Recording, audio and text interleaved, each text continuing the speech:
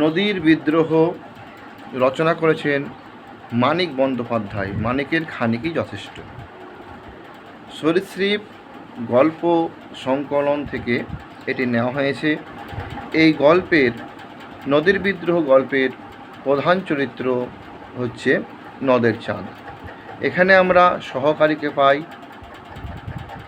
এখানে আমরা পাই নদের চাঁদের স্ত্রীকে, কিন্তু আর পাই এখানে নদীকে। নদের চাঁদ হচ্ছে এখানকার প্রধান এবং কেন্দ্রীয় চরিত্র।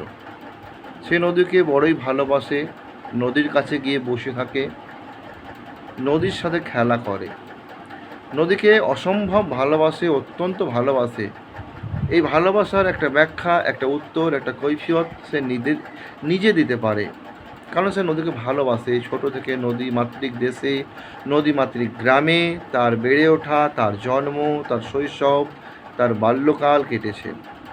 তার গ্রামেও একটা নদী আছে, সেই নদী হচ্ছে মজা নদী, ক্ষীণ কায়া নদী, জল শূন্য নদী, খুব অল্প জল যুক্ত নদী। একবার অনাবৃষ্টিতে এই নদীর মৃতপ্রায় অবস্থা দেখে নদের চাঁদ অত্যন্ত ব্যথিত হয়েছিলেন। তারপর এই 30 বছর বয়সী এই নদের চাঁদ সে স্টেশন মাস্টারের চাকরি করে রেলে। 4 বছর ধরে চাকরি করে। নদের চাঁদের বয়স 30 বছর। 4 বছর ধরে তিনি তার কর্মস্থলে চাকরি করছেন স্টেশন মাস্টার। 5 দিন সে নদীকে দেখতে পায়নি। তার কর্মস্থলের কাছেই 1 মাইল দূরত্বে একটা নদী রয়েছে, সেখানে সে গিয়ে বসে থাকে, নদীর সঙ্গে খেলা করে, নদীকে দেখে, নদীর কথা ভাবে।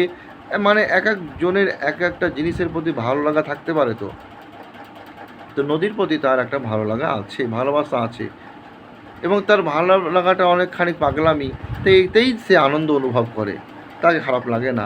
হয়তো সাধারণ মানুষদের কাছে খারাপ লাগতে পারে, এই নদীর জন্য এত ভালোবাসা আবার কি উতলে পড়ছে নদীর জন্য ভালোবাসা। কিন্তু এক একজন মানুষের ভালোবাসা এক একজনের প্রতি, এক এক বিষয়বস্তুর প্রতি থাকতে পারে, এটা তাকে ভালো লাগে, তার নিজের ব্যক্তিগত ইন্টারনাল ব্যাপার, এটা তাকে ভালো লাগে, ভালোবাসে। তো 5 দিন নদীকে সে দেখতে পায়নি, প্রচণ্ড বৃষ্টি হওয়াতে চারিদিক জলময় জলে। তো 4:45-এ নদের চাঁদ তার সহকারীকে বললেন যে আমি চললাম হে নদী দেখতে, বৃষ্টি একটু থেমেছে। তো 1 মাইল হেঁটে সে নদীর কাছে গেল, ব্রিজের দিকে, নদীর কাছে ব্রিজের পিলার বা ধারক স্তম্ভ, সেখানে গিয়ে, যেটা মাঝখানে অবস্থিত, সেই ধারক স্তম্ভ বা পিলারের শেষ প্রান্তে গিয়ে বসে সে নদীকে দেখে। যাওয়ার সময় 7-5 ভাবে যে নদীটা এরকম হবে আজকে, ওরকম দেখব, তার এরকম অপরূপ রূপ দেখব। কিন্তু যখন নদের চাঁদ পৌঁছে যায় নদীর কাছে, তখন দেখে যে নদীর তুফান অবস্থা, বিভীষিকাময় অবস্থা। এ নদী যেন চেনা নদী নয়, সে নতুন রূপ, বিগ্রহের রূপ ধারণ করেছে।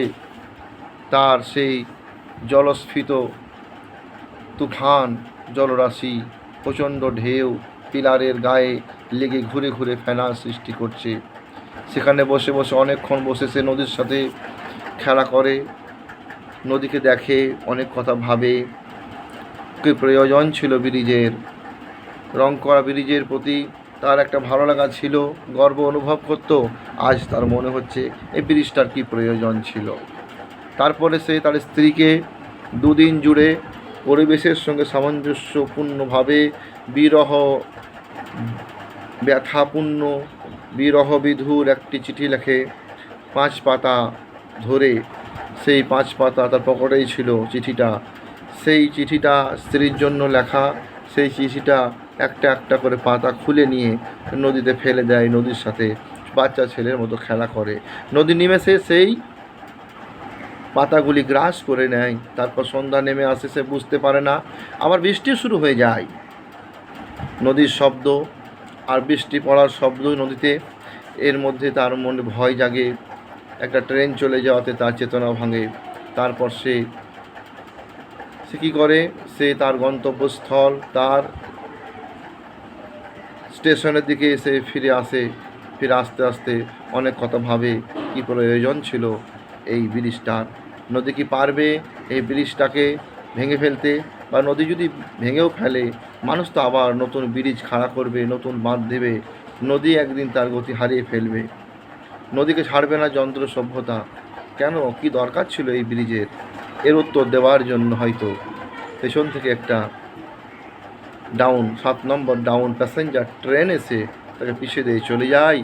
সেখানেই সে লুটিয়ে পড়ে এবং তার মৃত্যু ঘটে। এই যন্ত্র সভ্যতার, এই মানব সভ্যতার একজন প্রতিনিধি, যেখানে আমরা প্রতিনিয়ত বৃক্ষচ্ছেদন করি, পলিউশন করি, প্রকৃতিকে আমরা নিজের গতিতে চলতে দিই না, নদীকে আমরা নিজের গতিতে চলতে দিই না, আমাদের স্বার্থে আমাদের প্রয়োজনে ব্যবহার করি।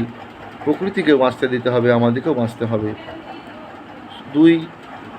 দুই সত্তা স্বাধীনভাবে যেন বাঁচতে পারে, সেটা আমাদের দেখার কর্তব্য।